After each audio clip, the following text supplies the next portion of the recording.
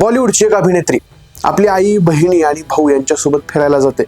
त्यानंतर 1.5 वर्ष गायब असते. कित्येकांना वाटलं की निर्मात्याचे पैसे घेऊन पळून गेले असावी. काहींनी तिचा दाऊद इब्राहिमशी संबंध जोडला, तर कित्येकांना वाटलं ती बाहेरच्या देशात सेटल झाले. पण सत्य वेगळंच होतं. असं सत्य की ज्या सत्यानं फक्त बॉलिवूडलाच नाही तर अख्ख्या देशाला धक्का बसला.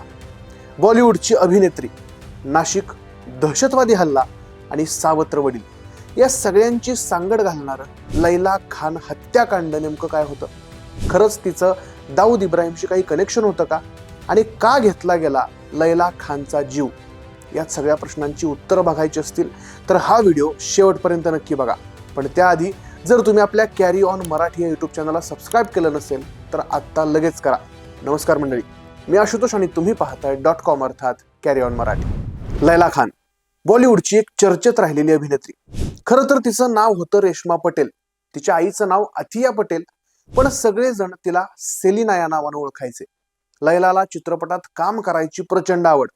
बराच स्ट्रगल केल्यानंतर 2002 मध्ये मेकअप नावाच्या बिग बजेट कन्नड पिक्चर मध्ये तिला काम मिळालं.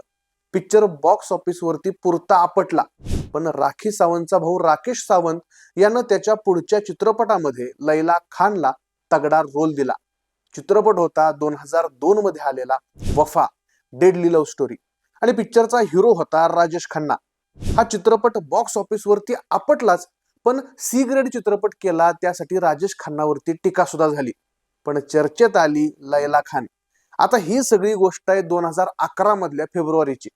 लैला खानच्या घरातले 7 लोक, लैलाची आई सेलिना, बहीण जारा आणि आफरीन आणि चुलत बहीण रेश्मा, भाऊ इम्रान आणि सावत्र वडील परवेज टाक, हे सगळेजण 2 गाड्या घेऊन सुट्ट्या घालवण्यासाठी इगतपुरी अर्थात नाशिक मधल्या एका फार्म हाऊस वरती गेले होते.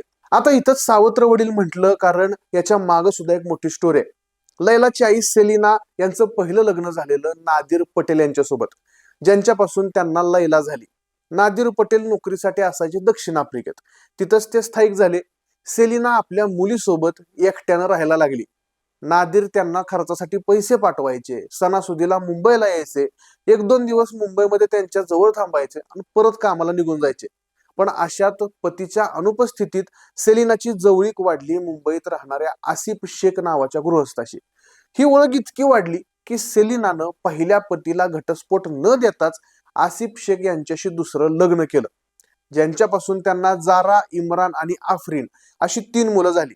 पुढे त्यांच्यात सुद्धा मतभेद झाले आणि या दोघांनी सुद्धा घटस्फोट घेतला. आणि त्यानंतर 2010 मध्ये सेलिनानं काश्मीरच्या परवेज टाक याच्याशी लग्न केलं आणि पुढे जाऊन परवेज टाक त्यांच्या घराचा महत्वाचा भाग बनला. 2011 मध्ये जिन्नत चित्रपटाचं अर्ध शूटिंग पूर्ण करून लैला सुट्ट्यांसाठी इगतपुरीला फार्म हाऊसला गेली. अशात दिग्दर्शक राकेश सावंत यांनी डेट्स फायनल करण्यासाठी तिला फोन केला, पण लैलाचा फोन काही लागला नाही. त्यांना वाटलं लैला घरच्यांसोबत फिरायला गेले, नेटवर्कचा काहीतरी प्रॉब्लेम असेल, म्हणून त्यांनी परत तिला काही दिवसांनी फोन ट्राय केला. 1 आठवडा झाला, 2 आठवडे झाले, 1 महिना होऊन गेला, पण अजून सुद्धा लैला खानचा फोन मात्र बंदच होता. राकेश सावंतांना वाटलं की लैला खान आपले पैसे बुडवून पळून गेली. मग राकेश सावंत यांनी इकडं तिकडं चौकशी सुरू केली. ते लैलाच्या घराच्या पत्त्यावरती गेले. तिथं त्यांना लैलाचे वडील अर्थात दुसरे वडील आसिफ शेख मिळाले. पण आसिफ शेख यांनी मात्र आपला लैलाशी काहीही संबंध नाही आणि ते सगळेजण परदेशात असतात असं सांगितलं. राकेश सावंतला मात्र इकडे टेन्शन आलं, कारण पैशाची रक्कम सुद्धा मोठी होती. आणि मग शेवटी राकेश सावंत पोहोचले ओशिवारा पोलीस स्टेशन मध्ये. पण पोलीस म्हणाले, तुम्हाला जर ती हरवले अशी तक्रार द्यायची असेल तर तुम्ही तिच्या रक्ताच्या नात्यात पाहिजे. पण या सगळ्यात एक भानगड झाली आणि सगळ्या बॉलिवूडमध्ये बातमी पसरली की प्रसिद्ध अभिनेत्री निर्मात्याचे पैसे घेऊन पळून गेल्याची. या बातमीचा मागोवा घेणारे क्राईम रिपोर्टर निशांत शमसी यांनी या घटनेचा तपास सुरू केला आणि मग त्यांना समजलं की फक्त लैला खानच नाही तर तिचं सगळं कुटुंब गेल्या काही महिन्यांपासून बेपत्ता आहे. लैला खान इगतपुरीला गेली, तिथून ती परत आलीच नाही. तेव्हापासून तिचं अख्खं कुटुंब गायब होतं. मग निशांतनं आसिफ खान यांचा नंबर शोधला. आसिफने मदत करायला नकार दिला, परंतु निशांत शमशी यांच्या हट्टापायी त्यानं लैला खानचे पहिले वडील नादिर पटेल यांचा नंबर दिला. त्यावेळी नादिर होते आफ्रिकेतल्या इथिओपियामध्ये. त्यांच्याकडे भारतात यायला पैसा नव्हता. निशांतनं त्यांना पैसे दिले. नादिर पटेल भारतात आले आणि त्यांनी पोलिसात तक्रार दाखल केली मिसिंगची. आणि अशात बातमी समोर आली की लैला खान पाकिस्तानी होती, तिचे दहशतवाद्यांशी संपर्क होते आणि शिवाय तिचे दाऊद इब्राहिम याच्यासोबत कनेक्शन असल्याच्या बातम्या बाहेर येऊ लागल्या. आणि मग बऱ्याच काळानंतर राकेश सावंत यांनी लैला पैसे घेऊन पळाली असावी असा समज करून घेतला. पण यानंतर एका वर्षानंतर अर्थात जून 2012 मध्ये काश्मीर मधल्या किश्तवाडमध्ये झालेल्या एका दहशतवादी बॉम्बस्फोट हल्ल्यामधून लैला खानच्या गायब होण्यामागची सगळी स्टोरी सगळ्यांच्या समोर आली. ज्या ठिकाणी हा बॉम्बस्फोट झाला तिथून काही अंतरावरती असलेल्या एका दुकानात एक कार पार्क केलेली सापडली, ज्या कारचा नंबर होता MH02BY7867. शेजाऱ्यांनी दिलेल्या माहितीनुसार ही कार 8 महिन्यांपासून तिथंच होती. मग पोलिसांनी शोध घेतला आणि समजलं गाडीची मालकीण आहे सेलिना, अर्थात लैला खानची आई. आधीच लैला खान दहशतवादी असल्याच्या बातम्या सगळीकडे उठत होत्या आणि अशात तिथं तिची गाडी सापडली. त्यामुळे अनेकांना संशय आला की या हल्ल्यामागे सुद्धा तिचाच हात आहे. त्यात लैला खानचं सगळं कुटुंब बेपत्ता होतं. आता यात योगायोग असा की राकेश सावंत सुद्धा त्यावेळेस काश्मीरमध्ये पिक्चरचं शूटिंग करत होते. जेव्हा त्याला समजलं की लैला खानची गाडी इथं सापडले, त्यानं लगेचच पोलीस अधिकाऱ्यांशी संपर्क साधला. त्यानं सगळी माहिती पोलिसांना सांगितली आणि मग काश्मीर पोलिसांनी तपास सुरू केला. ज्या तपासातून समोर आलं की ज्या दुकानात लैला खानची गाडी मिळाली ते दुकान तिचाच सावत्र बाप परवेज टाक यानं 10 महिन्यांपूर्वी भाड्यानं घेतलं होतं. तो दर महिन्याला त्या दुकानाचं जे काही असेल ते भाडं द्यायचा. या दुकानात त्यानं 10 महिने ही गाडी पार्क करून ठेवली होती, पण त्यानंतर तो कधीच तिथं आला नव्हता. झालं, पोलिसांनी परवेज टाकला शोधायला सुरुवात केली. काश्मीरमधून परवेज टाकच्या मित्राला अटक झाली आणि त्यानं पोलिसांना मदत केली. आणि मग लागला परवेज टाकचा शोध. परवेज टाक पाकिस्तानला जाण्याच्या तयारीत असताना काश्मीर सीमेवरून त्याला अटक करण्यात आली. त्याच्यावरती मुख्य संशय होता काश्मीरमध्ये झालेल्या बॉम्बस्फोटाचा, पण तपासात मात्र त्याचा बॉम्बस्फोटाशी काहीही संबंध नव्हता असं समजलं. पण या बॉम्बस्फोटाच्या निमित्तानं बाहेर आलं लैला खानच्या गायब होण्यामागचं सत्य. त्यानं सांगितलं की लैला दुबईला पळून गेले. पोलिसांनी खाक्या दाखवला आणि मग तो पलटला. आणि त्यानं सांगितलं की काही वर्षांपूर्वी तिची गोळ्या झाडून हत्या करण्यात आली. पुढच्याच दिवशी मुंबई पोलीस आणि फॉरेन्सिकची टीम परवेज टाकला घेऊन इगतपुरीच्या त्या फार्म हाऊसवरती गेले जिथे लैला आणि तिचं कुटुंब गेलं होतं. परवेज पुढे चालत होता आणि सगळेजण त्याच्या पाठीमागं. परवेज फार्म हाऊसच्या आत गेला. त्यानं सगळीकडे नजर फिरवली, थोडा वेळ थांबला आणि मग तो सगळ्यांना घेऊन फार्म हाऊसच्या मागच्या बाजूला आला. यावेळी तो घाबरला होता, त्याला घाम फुटला होता. त्यानं हळूच हात वर केला आणि बोटानं एका जमिनीच्या तुकड्याकडे इशारा केला. इशारा समजताच पोलिसांनी तिथं खोदकाम सुरू केलं. 1 तास झाला, 2 तास झाला, 3 तास झाले, काहीच सापडत नव्हतं. पोलिसांनी जवळपास 15 फूट खोल खड्डा खणला आणि अचानक एक विचित्र गोष्ट नजरेवर पडली. जमिनीत बोटांची किंवा अंगठ्यांची हाडं सापडली. सगळ्यांनी अवजारं बाजूला ठेवत हातानं माती इकडं तिकडं करायला सुरुवात केली आणि तेव्हा सगळ्यांच्या अंगाचा थरकाप उडाला. कारण समोर फक्त बोटांची किंवा अंगठ्याची हाडं नव्हती, समोर होता अख्खाच्या अख्खा सांगाडा, पूर्ण शरीराचा सांगाडा. टीम वेगानं काम करू लागली आणि बघता बघता 3 सांगाडे समोर आले. अंगावर मांसाचा एक कण सुद्धा नव्हता. त्या 3 सांगाड्यांच्या खाली फाटलेल्या गाद्या होत्या. पोलिसांनी जशा त्या गाद्या उचलल्या तसे समोर आणखी 3 सांगाडे दिसले. सोबत एका प्राण्याचा सांगाडा सुद्धा होता.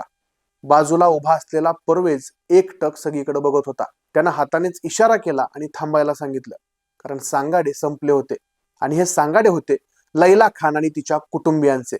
लैला खान आणि तिच्या कुटुंबातल्या सगळ्यांचा खून झाला होता आणि त्यांना त्यांच्याच फार्म हाऊस मध्ये गाडून ठेवण्यात आलं होतं. परवेज टाकची कसून चौकशी झाली आणि मग त्यानं 2011 मधल्या फेब्रुवारी महिन्यातल्या रात्रीची सगळी कहाणी सांगितली. परवेज मूळचा काश्मीरचा रहिवासी, दिसायला सुंदर. काश्मीरमध्ये एक निवडणूक सुद्धा त्यानं लढवली होती, ज्यात त्यानं प्रचंड पैसा ओतला होता. पैसा खर्च झाला, पण निवडणुकीत त्याचा पराभव झाला आणि पैसे कमावण्यासाठी तो दिल्लीत येऊन काम शोधू लागला. तिथं त्याची भेट झाली लैलाच्या आईशी, अर्थात सेलिनाशी. सेलिना आणि परवेज यांच्यात मैत्री झाली. परवेजला सेलिनाच्या मुलीबाबत म्हणजे लैलाबाबत समजलं आणि मग त्याला वाटलं की आपण जर सेलिनाच्या संपर्कात राहिलो तर त्याला सुद्धा पिक्चरमध्ये काम मिळू शकेल. जेव्हा त्यानं सेलिनाला सांगितलं तेव्हा सेलिनानं त्याच्याकडे 25 लाख रुपयांची मागणी केली. परवेजनं इकडनं तिकडनं 12 लाख रुपये मिळवले आणि तो काही काळानं सेलिना सोबत मुंबईला आला. या काळात दोघांची जवळीक वाढली आणि 2010 मध्ये त्यांनी लग्न केलं. पण 2010च्या शेवटी परवेजला समजलं की सेलिना आपल्या मुंबईतल्या सगळ्या प्रॉपर्टीला विकून आपल्या सगळ्या मुलांना सोबत घेऊन दुबईला स्थलांतरित होणार आहे. आपल्याला सोडून 12 लाख बुडवलेल्या परवेजचा मुंबईत काहीच नव्हतं आणि आता काश्मीरला परतण्याचा काही प्रश्नच नव्हता. म्हणूनच त्याने एक प्लॅन आखला. प्लॅन आपल्या झालेल्या अपमानाचा बदला घेण्याचा आणि प्लॅन सगळ्या मालमत्तेवरती ताबा मिळवण्याचा. मग त्यानं या सगळ्यासाठी इगतपुरीतलं फार्म हाऊस निवडलं. सेलिनाला कसं बसं पटवून त्यानं फार्म हाऊसला नेलं. 8 फेब्रुवारी 2011 लैला, तिची फॅमिली सगळेजण फार्म हाऊसवरती पोहोचले. सगळ्यांनी जेवण केलं आणि सगळेजण झोपायला गेले. परवेज आणि सेलिना पहिल्या मजल्यावरच्या खोलीत थांबले आणि बाकी सगळी भावंड तळ मजल्यावरच्या आपापल्या रूम मध्ये गेली. परवेजनं यावेळी आपला एक मित्र साकीर मानी याची सुद्धा मदत घेतली होती. सगळेजण झोपायची वाट बघितली आणि झोपल्यानंतर परवेजनं मित्राला बोलवलं. आजूबाजूला कुणीही नव्हतं आणि मग संधी साधून त्यानं सेलिनाच्या डोक्यावरती लोखंडी रॉडनं हल्ला केला. सेलिना किंचाळली, जमिनीवर कोसळली. तोपर्यंत परवेजनं आणखी एक हल्ला केला. सेलिनाची किंकाळी ऐकून खाली झोपलेली भावंड वरती येऊ लागली. सगळ्यात पहिल्यांदा लैला धावत पळत जिन्यातून समोर आली. तिनं बघितलं की आपली आई रक्ताच्या थारोळ्यात पडली होती आणि परवेजच्या हातात शस्त्र होतं. लैलाला काही समजायच्या आतच परवेजनं तिच्याही डोक्यात घाव घातला. जसजशी भावंड वर येत होती तस तसं परवेज एकामागून एकाला संपवत होता. 5 महिला आणि त्यांच्यासोबत असलेला इम्रान हा एकुलता एक त्यांचा मुलगा. सगळेजण जमिनीवरती तडफडत पडले होते. पण परवेज मात्र त्यांना सतत मारत होता. आता मृतदेहाची विल्हेवाट लावायची वेळ आली होती. यासाठी परवेजनं आधीच सेलिनाकडून फार्म हाऊस मध्ये स्विमिंग पूल बांधण्याच्या उद्देशानं जेसीबी बोलवून एक मोठा खड्डा खणून घेतला होता आणि याच खड्ड्यात परवेज टाकनं या सगळ्यांचे मृतदेह पुरले. अपमानाचा बदला, गेलेल्या पैशाचा बदला आणि फसवणुकीचा बदला म्हणून परवेज टाकनं लैला खान आणि तिच्या सगळ्या कुटुंबाला संपवलं होतं. 2011 मध्ये झालेल्या हत्याचा खटला 13 वर्ष कोर्टात चालला आणि अखेर 24 मे 2024 ला मुंबई उच्च न्यायालयानं परवेज टाकला फाशीची शिक्षा सुनावली. मंडळी, हा होता बॉलिवूडच्या इतिहासातला सगळ्यात क्रूर आणि भयानक हत्याकांडाचा किस्सा. बॉलिवूडचं ग्लॅमर सगळ्यांना भुरळ पडतं असं म्हणतात, पण या बॉलिवूडमध्ये सुद्धा किती भयंकर मानसिकता आहे हे सांगायला वेगळं कारण लागणार नाही. मंडळी, तुम्हाला या सगळ्या हत्याकांडाबद्दल काय वाटतं? अजून बॉलिवूडमध्ये असे काही न ऐकलेले किस्से तुम्हाला अजून ऐकायला आवडतील का? ते आम्हाला कमेंट बॉक्समध्ये कमेंट्स करून नक्की सांगा. आपला आजचा व्हिडिओ आवडला असेल तर व्हिडिओला लाईक करा, शेअर करा, व्हिडिओ तुमच्या मित्रांपर्यंत जरूर पोहोचवा आणि असेच नवनवीन व्हिडिओज पाहण्यासाठी आपल्या कॅरी ऑन मराठी या युट्यूब चॅनलला सबस्क्राईब करायला विसरू नका. भेटूयात अशाच नवीन थरारक व्हिडिओच्या माध्यमातून. धन्यवाद.